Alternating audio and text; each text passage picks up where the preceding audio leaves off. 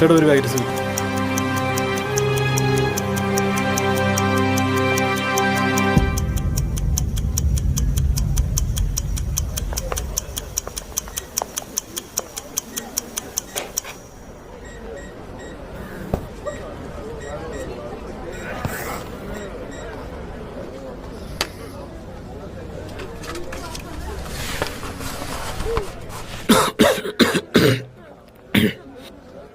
എന്താ അസുഖം?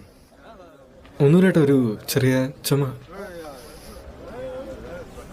ഒരു കാര്യം പറയട്ടെ, എന്താ?